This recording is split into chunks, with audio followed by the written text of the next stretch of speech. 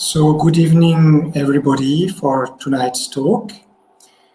This evening we have the chance to have Yogesh Sharda. So maybe he can start also the video stream.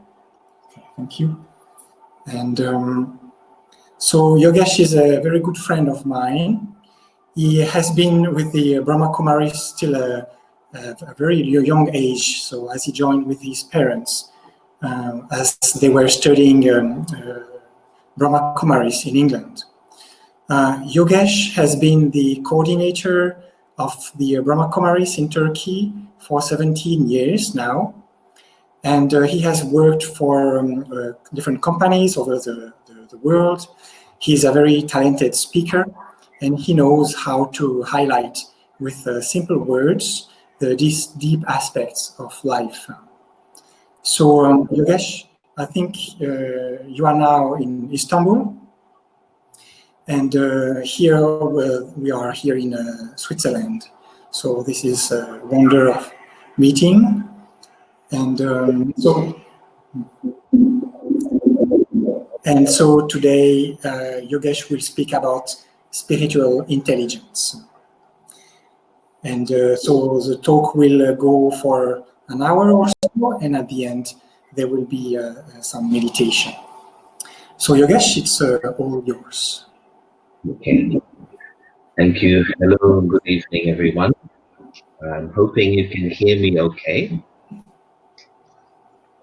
Big thanks to Lois and in fact the whole team in Switzerland for the chance to be with you tonight and to share some ideas about this topic of spiritual intelligence. And I would feel that it's very obvious that in the world today, there is a great need for humanity to look within and really understand the spirit, how to take better care of the spirit. And in a way, I would say all of us have two lives. There is our outer life of family, career, travel, academic life, and so on. But then there is also the inner life of our thoughts, our feelings, our perceptions, our beliefs. And it seems to me that people tend to give more attention and more time to the outer life and less to the inner life. And partly due to this imbalance, we have the stresses and the strains that we have in the world today. And so my own journey, as Lois was pointing out, started when I was quite young. I was around 8 or 9 years old when with my parents I attended classes at the local Brahma Kumaris meditation center. And gradually it just became clearer and clearer to me that one needs to pay attention to understanding the spirit, taking care of the mind and taking care of the way we feel, because this is really what drives our behavior in our daily life. So what I'll be sharing over the next little while is some ideas gleaned from my own personal journey, my personal experiences, as well as some amazing things I've heard from wonderful, wonderful teachers whom I've been fortunate to meet along the way. Now, let's look at this word intelligence and how do we understand it? Well, like many other words, it's a word which has taken on newer definitions, especially over the last few years or so. And intelligence is more than simply acquiring information. Intelligence for me is more about how to appropriately and correctly apply information in the right place. So just as somebody who has intelligence about technology or about any other area of life knows how to handle technology. A doctor has intelligence about physical health and knows what to do when a person is unwell. In the same way, spiritual intelligence is very much connected with understanding the nuts and bolts of the spirit and to know how to keep the spirit strong and healthy. What makes the spirit strong? What makes the spirit weak? And generally, we tend to leave this kind of understanding on the back burner. We tend to say, well, I'm too busy getting on with life, and when I have time, then I will look at these issues. And this was a comment that I would get as I was growing up, especially in my teens. People would say to me, well, you don't need to bother with these things now. Live your life and wait till you're retired, and then, when you're old, then look at these things.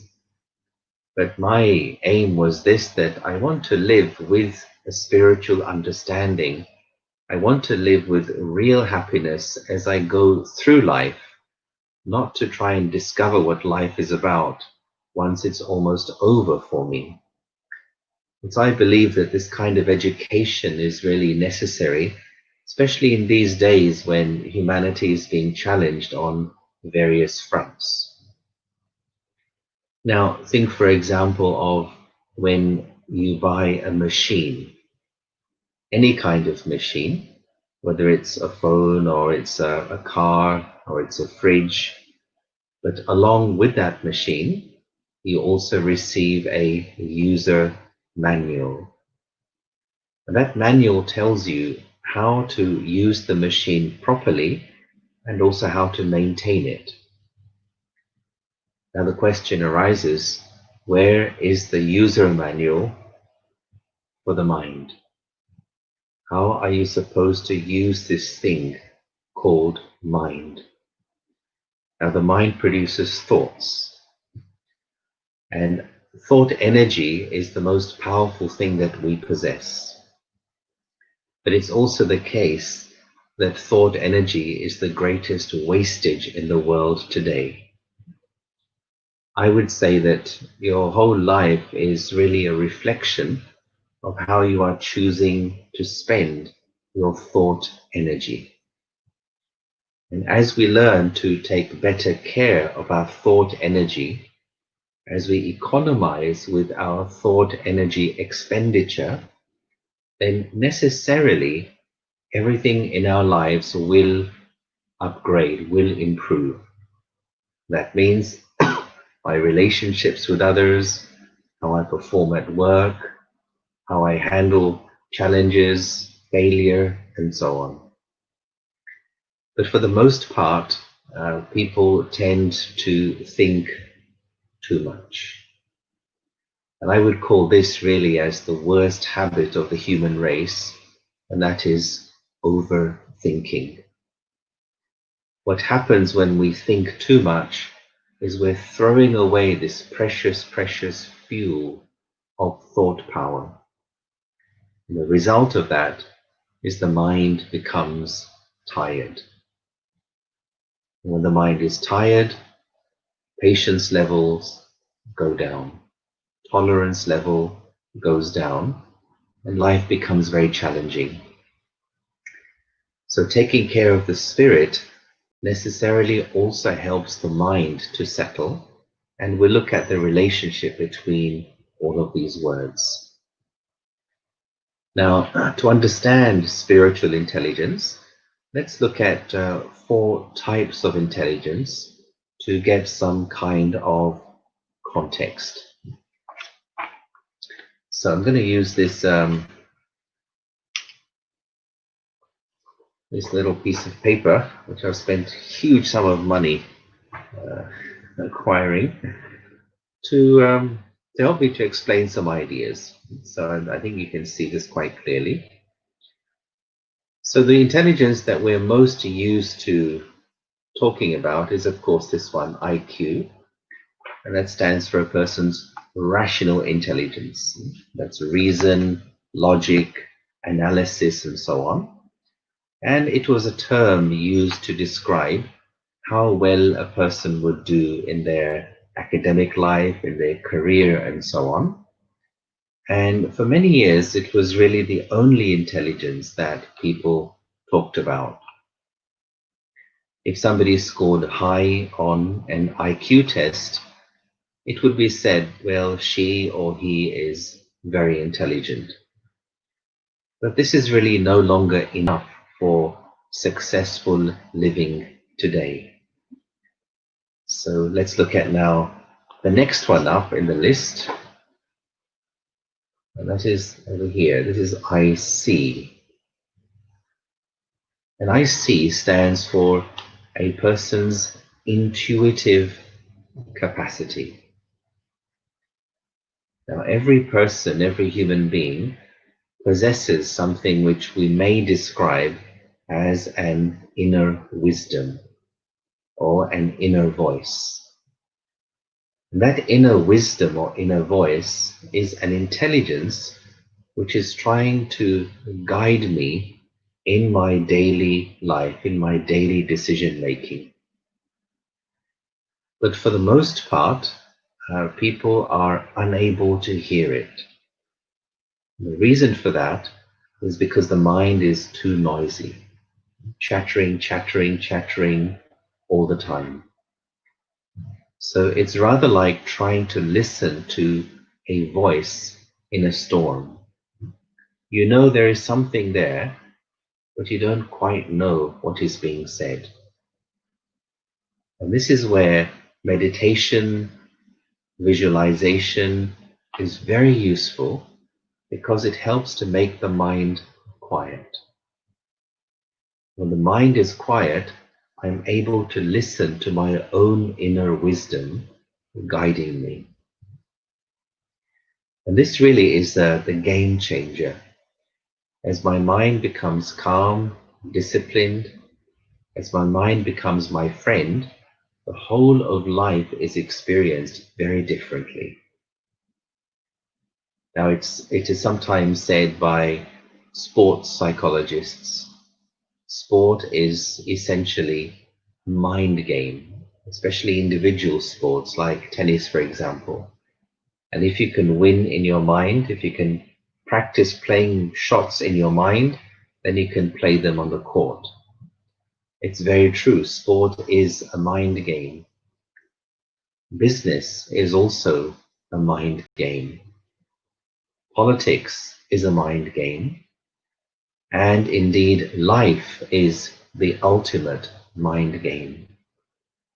And if I take care of respecting my mind, life is experienced much more pleasantly. So before we go further, let's just do a little experiment just to slow down our thoughts, allow the mind to settle, and to experience the peace and the silence which is within our own minds. So this is like a short introduction to those for whom self-awareness or meditation may be new. So it takes about 3 minutes or so. And I'd ask you, if possible, to sit with your back straight and your feet flat on the floor if you're sitting on a chair. And I'll just guide you through a simple exercise, a creative visualization. And so for this, you may close your eyes if you wish.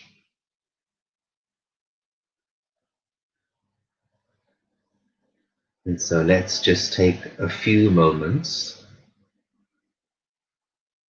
to relax the body and to relax the mind.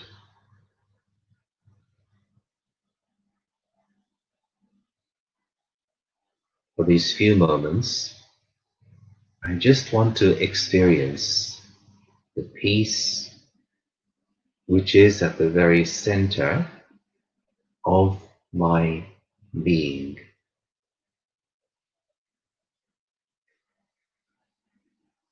And so just bring your attention in towards yourself. And now bring your attention up towards your face.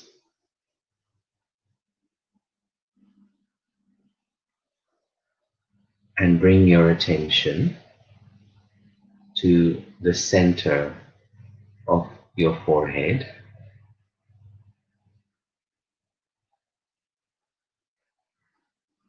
And here at the center of the forehead, picture a small room.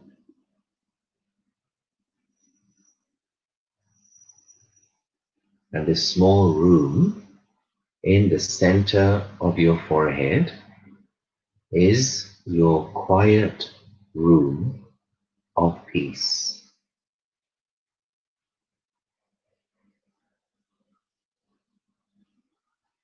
Just to visualize this very pleasant, quiet room of peace in the center of your forehead.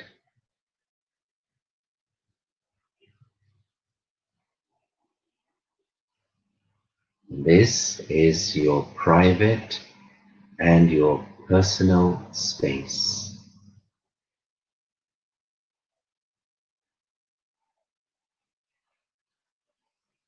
When you are inside your quiet room, you feel very relaxed.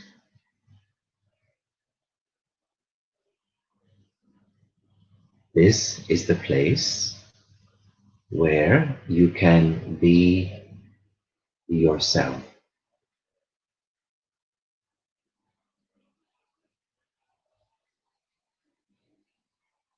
Inside your quiet room, you are safe, you are secure,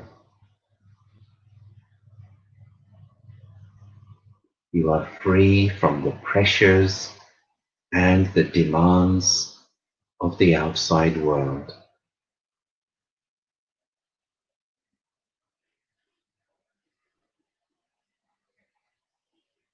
Inside your quiet room, you can let go of your daily roles and responsibilities.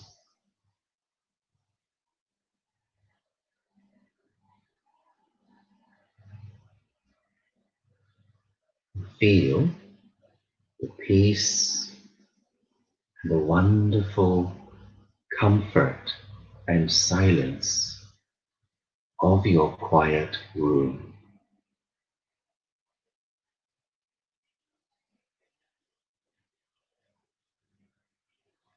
And just allow your mind to absorb this atmosphere of serenity, tranquility.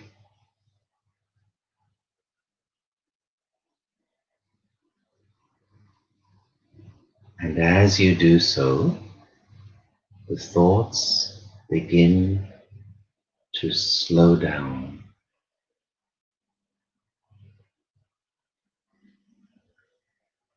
The mind becomes calm,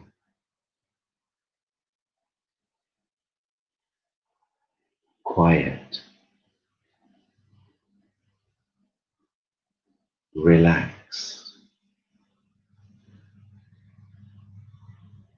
peaceful, and free.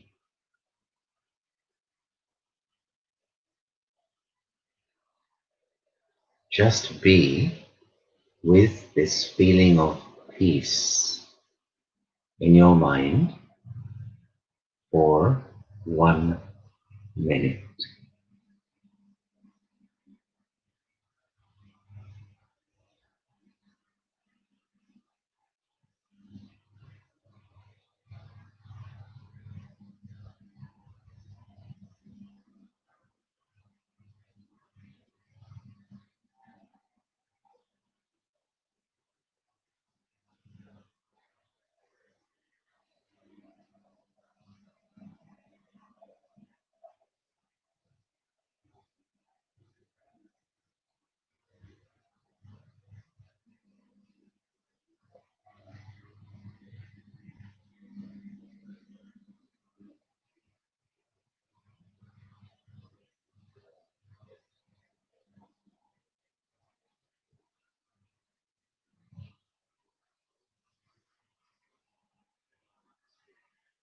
Okay, thank you. I'm hoping you feel a little more relaxed after that. And, if you do, if this works for you, then I would suggest you try and build it into your daily life, at least once a day, maybe twice or even more. It's about going from the mode of doing to the mode of being, just for a moment, 3 minutes, 4 minutes, and recharging the battery of your soul. And we know that when the battery is recharged, the soul works much better. Your willpower, your determination, your forgiveness, your capacity to love, all of those things work well when the soul battery is recharged. But there's a bit more to learn about how to recharge the soul battery and to keep it charged through the day. So let's move on a little bit and complete these intelligences. So we've touched upon two of these so far. IQ, IC, and the next one up is here EQ, which again you'd have heard about, emotional intelligence. And that's to do with two things. One is really to understand and manage your own emotions. Secondly, to be able to pick up how other people are feeling. If I can do the first, then I can do the second. If I can manage and understand my own emotions, then I'm able to pick up how others are feeling and behave appropriately. Of course, managing one's own emotions is also a big study to do. And so one has to ask the self that when my emotions do flare up, or when I am in a bad mood, for example, how long do I stay in the bad mood? Is it that my mood is my master and I just have to wait until the mood decides to release me and go away? Or is it that in fact I am able to change my mood? Now, for all of us to varying degrees, for all of us, we may get a little annoyed or irritated because of something, and we're on a journey to overcome that. But what's important is how quickly I lift myself back up.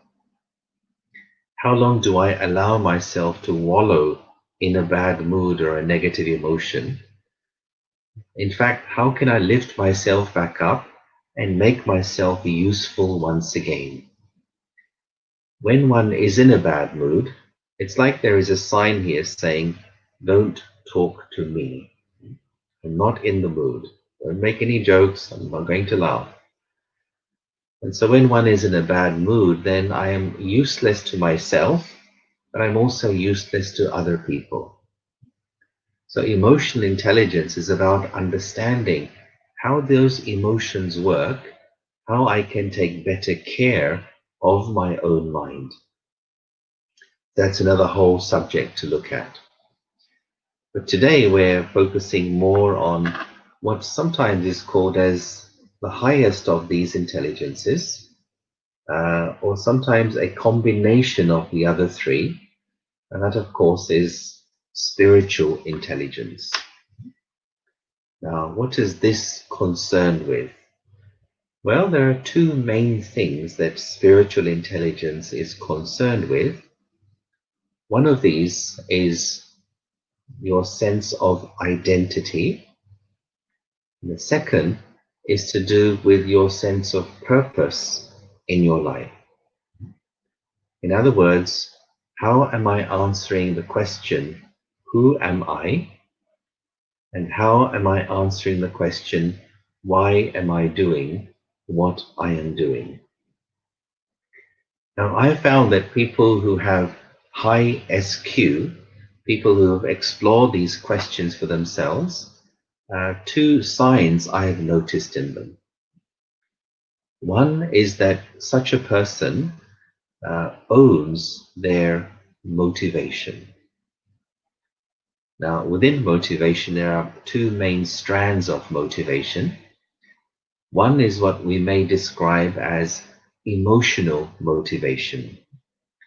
That's where a person gets motivated, excited about doing something, but that motivation is fast acting, but also it doesn't last for very long. It's rather like a fizzy drink, which then loses the effervescence, loses the fizz. Why is it that we run out of motivation? Why do we make plans which perhaps don't become practical? And I believe it's because that kind of motivation is coming from the wrong place. The kind of motivation I believe we are interested in is spiritual motivation.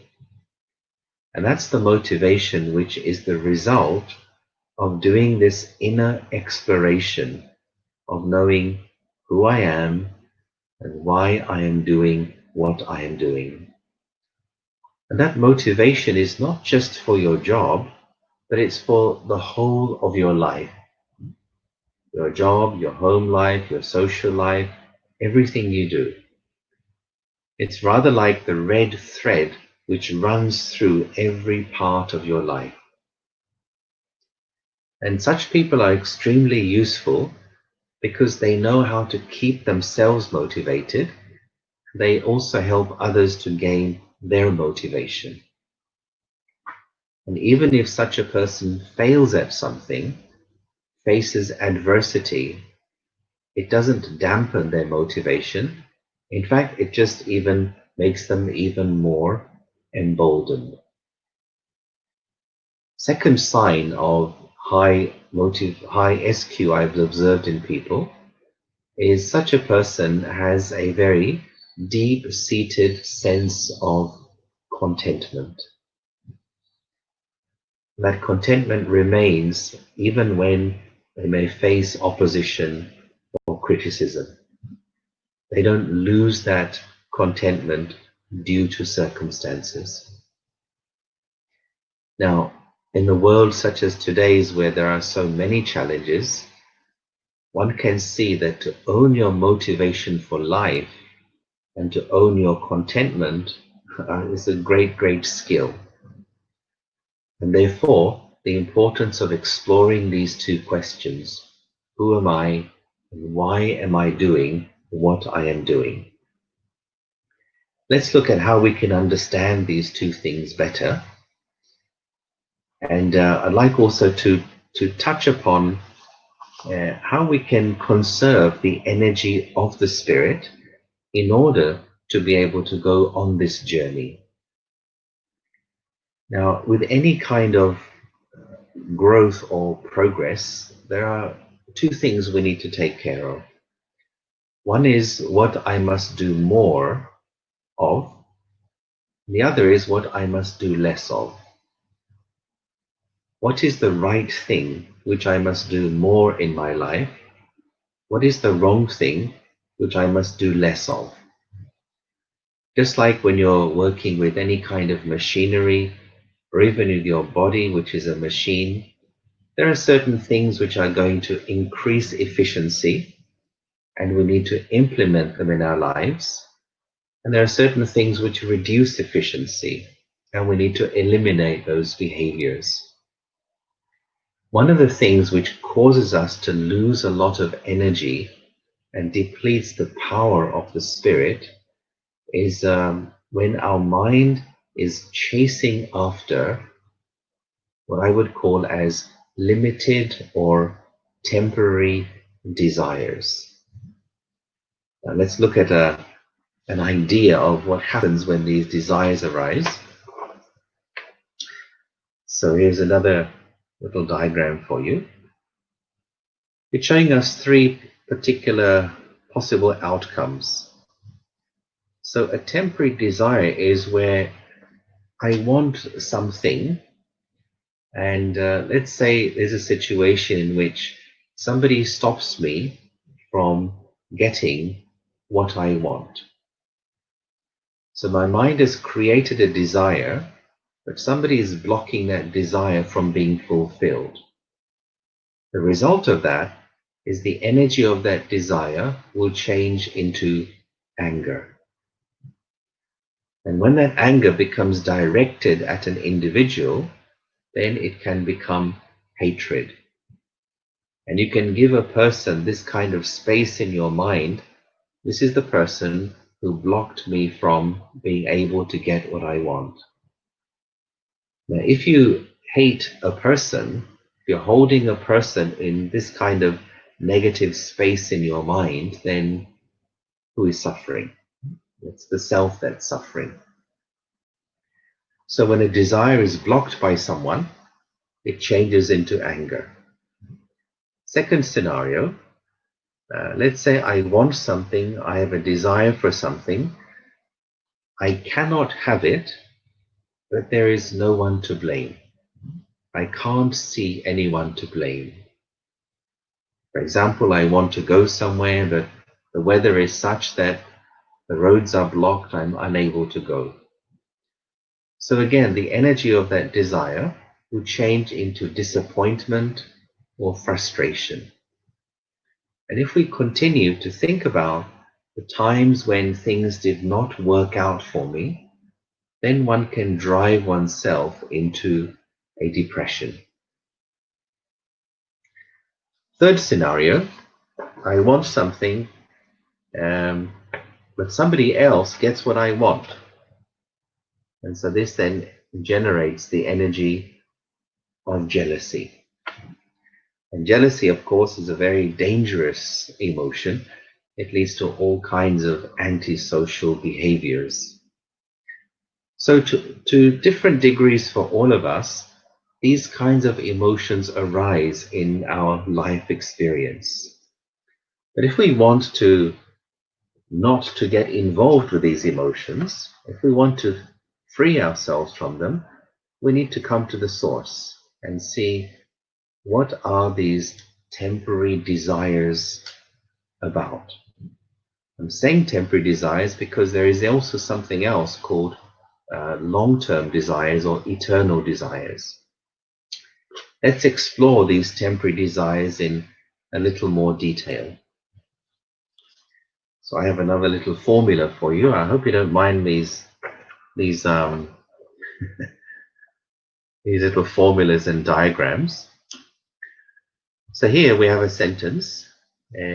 I don't get what I want, and the result is disappointment.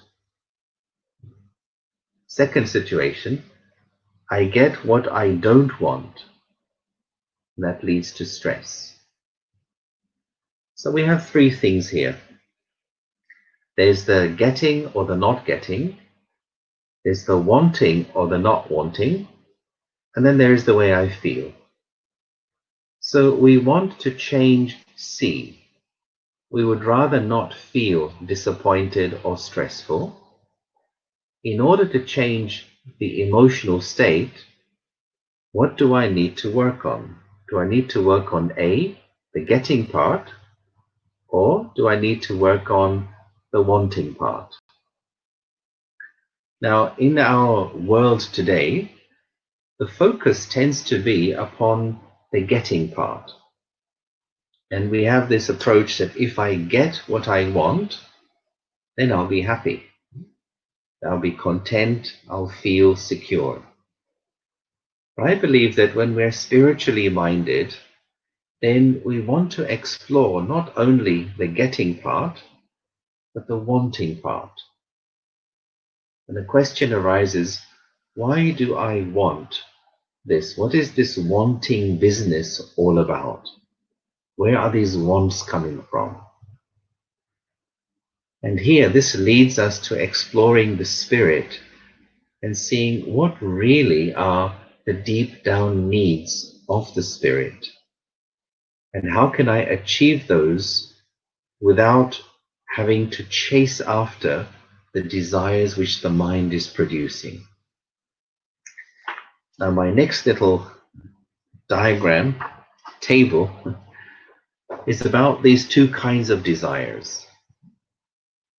There are the temporary desires which we chase after, and then there are these eternal desires. So what kind of temporary desires does the mind chase after? There are the obvious ones, which may be a desire for possessions, desire for property, desire for some kind of position or status. But then there are the more inner desires, the more subtle ones, which I believe are more responsible for the disappointments and the anguish which the spirit feels. And those, for example, are the desire for appreciation, the desire to be acknowledged for something I'm doing, the desire to be accepted by others, the desire for some kind of praise or applause, the desire to be admired by someone, or the desire for receiving the thanks of others. When the mind chases after these desires, then necessarily it's going to leave the spirit exhausted. And chasing after a temporary desire is rather like running after your shadow. Now, can you catch your shadow? No matter how much you chase after it, the shadow is going to run away from you. So the thing to do is to stop chasing the shadow, turn around, and to walk in the opposite direction. And what that means in our context here is to go for the eternal desires of the spirit. What the spirit really is desiring, behind all of these temporary desires, the desire for peace, the desire for love, joy, self-respect, contentment. And in fact, if you look at these temporary desires, they are all an attempt to experience the eternal desires. For example, a person may use the term, I don't feel appreciated. I do a lot of work, I pay a lot of attention, I am taking care of things, but I don't feel appreciated. And what that person is really saying is, I don't feel loved. I can't feel the love. The temporary desires we may describe as the wants of the mind, and the eternal desires, the needs of the soul, the needs of the spirit or soul. If our life is based upon chasing after the temporary desires of the mind, then there is always going to be ups and downs in my emotional state. There will never be a real sense of happiness and stability in life. If instead I focus upon the needs of the spirit, accessing those needs, emerging those needs, naturally the temporary desires will reduce. Now here comes the good news. The good news is these eternal desires, they already exist within every soul, within every spirit, in seed form. They are already within every person. But those seeds need to be watered in order to enable them to germinate, in order for them to grow. And the name of the process of watering those seeds, that's what we call as meditation. That's what we call as self-awareness. Why to practice meditation in a systematic way? I'm simply watering these seeds of truth within my own self, and I'm giving them a chance to emerge. And that's a big game changer, because the more full I feel inside, the more the spirit feels full, the less are my needs on the outside. You may have heard this phrase that empty vessels make the most noise. And it's very true. Why the mind makes so much noise connected to thoughts and desires and emotions? Because of this inner emptiness within the spirit. If I learn to fill the spirit on the inside through self-awareness, through meditation, my need for security and contentment is coming from within me. Naturally, we'll notice that in our relationships, in our interactions with others, my need to take is reducing, and my capacity and ability to give and share is increasing. When a person develops this kind of inner fullness, then it increases our value to our friends, our relatives, the people around us. I'm able to be more tolerant, more patient, and more forgiving. This is why I believe for every person, meditation, building silence moments into our daily life is really essential to access the treasures within the spirit. Okay, I'm going to come to the last one or two things now. And this is looking a bit more closely at the identity question. And some of you will, of course, have covered this already because it's really the first lesson in exploring truth, but for me, it's also the last lesson. Now, how do we answer this question of identity, or who am I? Well, this is how we are used to living. There are these three realms of existence. At the very core is the being part. And then there is the things we do. There's the doing realm. And then there is the having realm, the things we have. And mostly, people tend to spend their lives within the doing or the having realm. Most of our thoughts are whirling around the things I have to do and the things which I have, the possessions I have. And when we identify with the doing and the having realm, that is what generates what is called as the ego. And where there is ego, then there are going to be ego-based emotions. But what spiritual intelligence is telling us is don't live within the doing and the having realm, but in fact come to the being realm. Be here and live from here. Experience the security, the sense of security which comes when you live life in the being realm. Now, how do you do that? Well, for that, the question of who am I is necessary to be addressed. Now, if you were to ask a group of people, 5 different people, to answer that question, who am I? You may get 5 very different answers concerned with 5 different categories of life.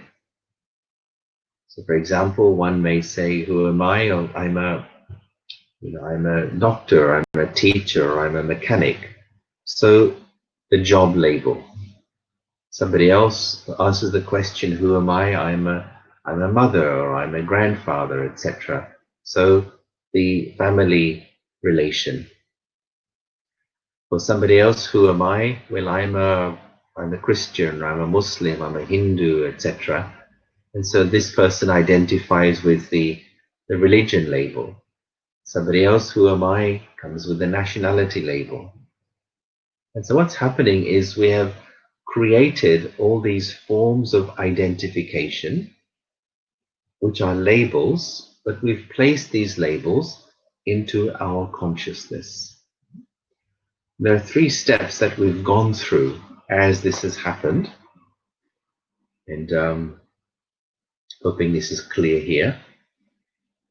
So we have created this world of labels within which we exist. and that is known as the ego system. The ego, I identify with what I do and what I have, and I've placed that into my consciousness. And when we do that, it's as though I have moved away from my true identity, my spiritual identity. Now, why this is so important is because as is my sense of identity, so will be my emotional state. The emotions are connected to my sense of identity. Now, generally, when we experience difficult emotions, we find ways and techniques to deal with those emotions. But I would say a smarter way of handling that is go below the emotions and come to the identity level and look at how I am answering the question, who am I? For example, one of the things which people identify with a lot is the nationality. And if somebody's nationality is insulted or is trashed, a person gets very heated, very upset, maybe very angry. But the question arises, is it that I have a nationality or am I a nationality? It may say on my passport, nationality is XYZ, but am I a passport? Is it that I have a passport or I am the passport? The way we live today is we have placed this passport into my consciousness and I have become a passport. And when I look at another person, then I want to know, which passport are you? And this is the madness of the ego, where we have become lost within this ego system, lost within this world of labels. And what happens there is the spirit suffers because the spiritual identity is not being acknowledged. And when everyone is like that, then that becomes the normal in the world. But spiritual intelligence tells us that understand the difference between being, doing, and having. I'm not my nationality, I'm not my job, I'm not my religion, I'm not my race. These are all things I do and have, but my identity behind this is my spiritual identity. And as many of you would know, and I've been using that word already several times, the first truth is this, that I am the spirit. I am the spiritual energy. I am the soul. And here is how truth looks. Truth is always simple for me. Very first truth is this. Here I am. I am the soul. I am the spirit. And I express myself through my physical body. Now, why this is important is because it's not enough simply to know this or to accept it or to believe it. There's enough literature in the world concerning these ideas. But what is important is to live this, to live in soul consciousness. That's really the first step of spiritual intelligence. As I go through the day, as I interact with others, or even if nobody else is around, the question is, how am I answering the question, who am I right now? As I speak to you or as you listen, who is listening? Let me be in the awareness, I, the soul, I, the spiritual energy, I, the spiritual being, I am speaking, I am listening. It's that simple, and it has to start with these baby steps. I, the soul, I look through these eyes. I, the soul, I listen through these ears. And there is no substitute for this practice of soul consciousness because it is the door to freedom. Freedom from all the negative ego-based emotions. Secondly, a question which arises when you come across another person, when you're in conversation with somebody, when you're interacting with someone, what's the first thing that you see? Spiritual intelligence says, first be aware, I am the spiritual being. When I see another person, let me first look at that other person also as another soul, another spiritual being. Let me spiritualize my vision by acknowledging here is another spiritual energy. I've drawn this to help me to explain this a little bit.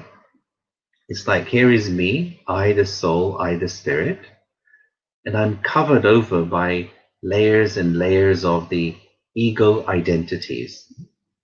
The race, the gender, the profession, the nationality, the socioeconomic demographic, all these things I'm covered over by. But let me step back from all that, be aware I am the spiritual energy. Let me experience freedom from all of these ego masks. And then when I see another person, let my vision cut through all the ego masks of that person and acknowledge the other also as the soul, as the spiritual energy. This is a soul-to-soul communication, soul-to-soul interaction. And that's what changes everything. Be aware, I am a soul, see the other also as a soul, and the result of that is I am able to generate a genuine respect for the other and a genuine love for the other. This is spiritual intelligence in action, spiritual intelligence in relationships. And there are many, many other benefits of developing this, what we call as soul conscious vision. What also happens is I'll be able to deal with fears that I may have of another person. I'll be able to face my own fear, my anxiety, my nervousness, my tension, if I'm practicing to be the soul and to see the other also as the soul. I'll be able to go beyond my own prejudices, my own biases, whether they're conscious or subconscious, about other people. And at the end of the day, what really is it that makes relationships with others smooth? What do people want from other people? In my experience and in my journey, basically people want two things from other people. One is love and the other is respect. And I think within these two things, pretty much everything else is included.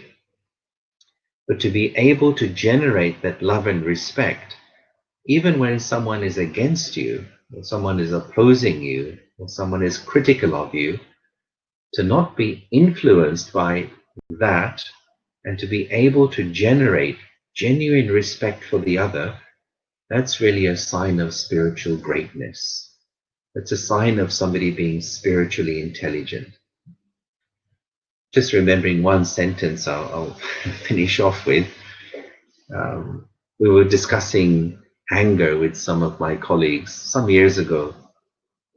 And one of the things we teach is overcoming anger. Not anger management, but overcoming anger. And she was saying that when a person is angry, or they're shouting, for example, it's like that person is making a declaration to the world. And that declaration is, I am unintelligent, I am unable to manage my own emotions. Because anger is a state of when I'm out of control, I'm unable to manage my own emotions. And hence anger is said to be blind. When a person is angry, they are technically mad at that time, and the behavior can also be very irrational. But to be spiritually intelligent, I listen to what's being said. I may not like it, I may not agree with the decision. I listen, I understand, I choose how I wish to respond. And so I believe this really is the call of time for humanity, is to bring care for the soul to the very top of the priority list now. And especially these months we're passing through, I believe is further underlining that message. Make time to care for the soul, make time for meditation, make time to explore these topics. So let's round off with another little meditation to experience this state which we call as soul consciousness. So once again, I'd ask you to have your back straight if you would, your feet on the floor if you're sitting on a chair. And I'll just speak a simple guiding commentary.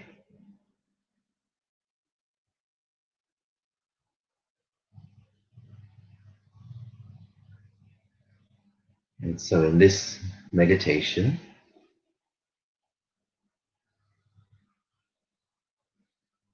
let me experience being with myself.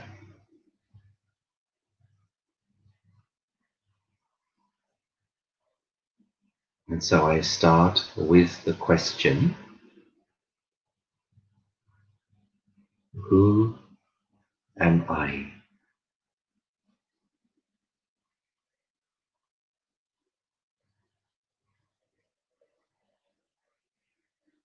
I know in daily life I play many different roles.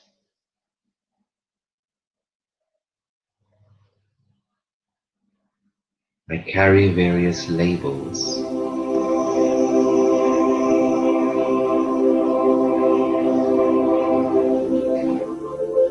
And I wear different masks.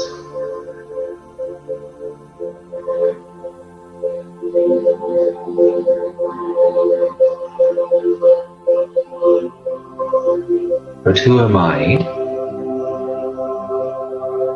behind the roles I play?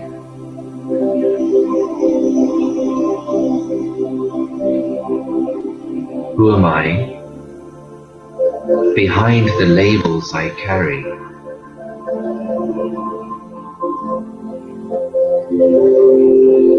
Who am I behind the masks I wear?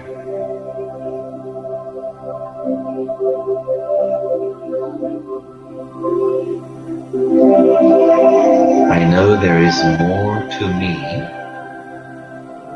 than simply this.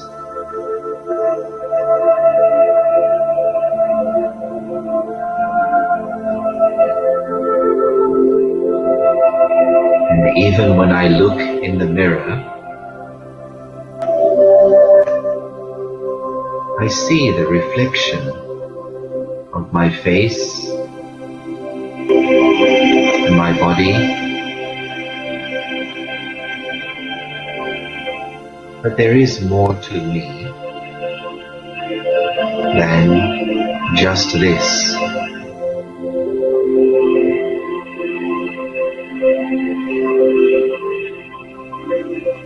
Who am I within this body?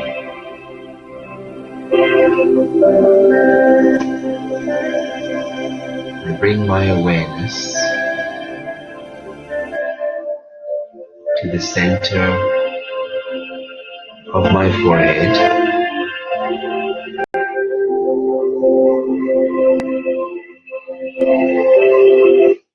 and I picture here this wonderful star of peaceful light.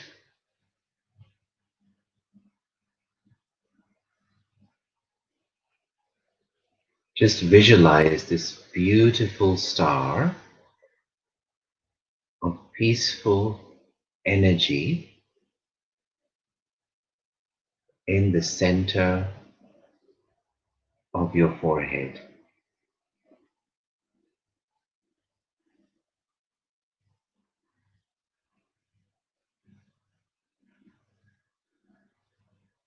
And from this star, waves of peaceful and healing energy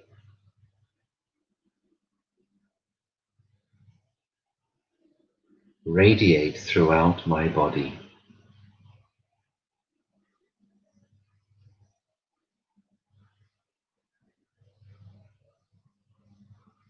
This beautiful star of peaceful light in the center of the forehead. This is me.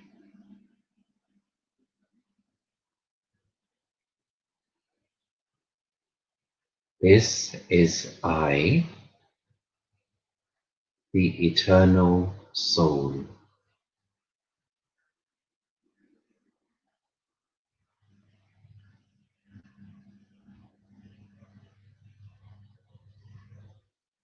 I, the soul, I am light.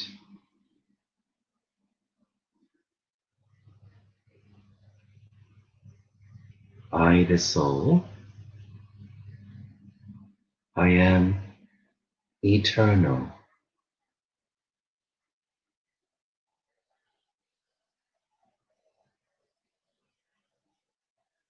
I, the soul,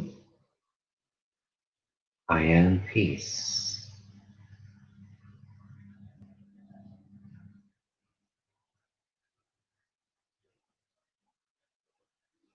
I, the soul, I am free.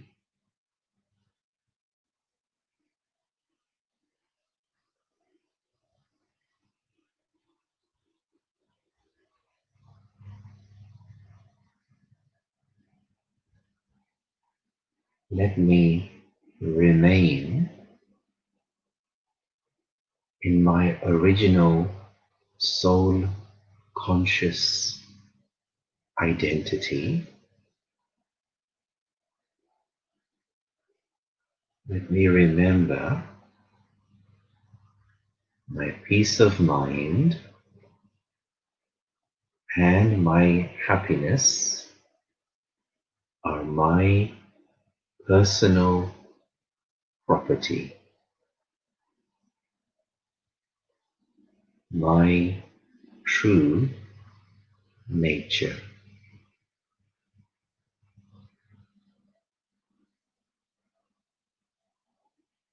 I move through life keeping these inner treasures with me and sharing them with all those around me.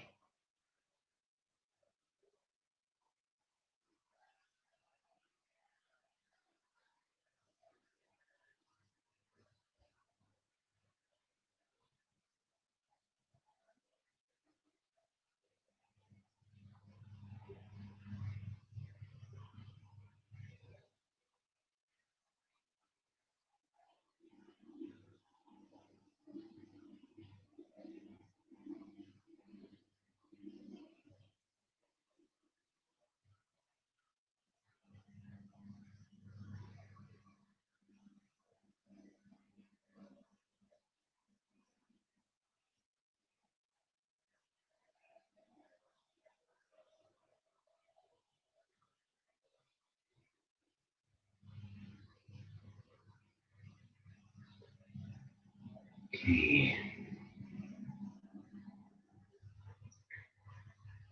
thank you. I'm hoping some of these things were useful for you and you can apply them in your daily life.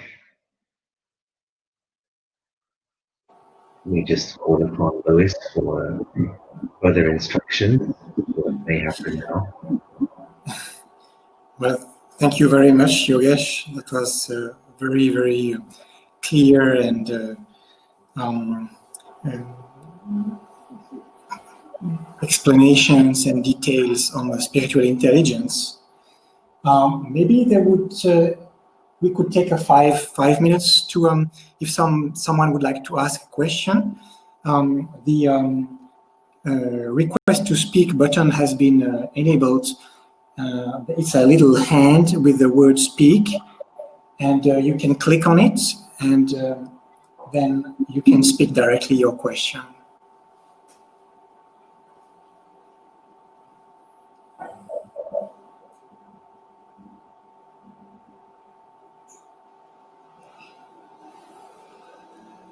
Okay, so seems everybody is very clear. All right. Okay, so there is someone. Okay. So there is one person.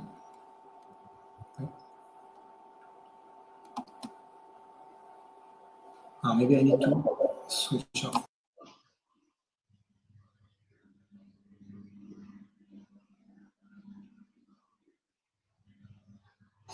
Okay, it seems like I cannot do it. Maybe it's my lack of training with the. You can write on chat. Yeah, if possible, you can write your question on the chat if you would like. Maybe that will be simpler.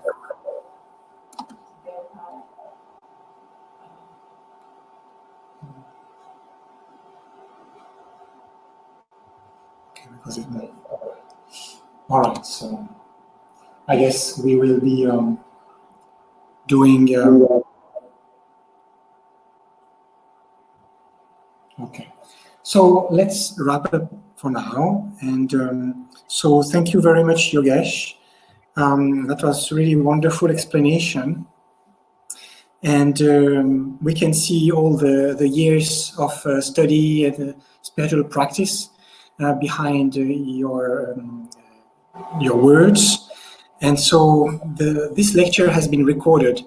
So we will send you a link by email, and you will be able to replay this talk. So thank you very much, and on behalf of the whole Brahma Kumaris Swiss family, so we wish you an excellent evening. And thank you everyone who has joined. Good night. Thank you. All the best. Thank you, Yogesh.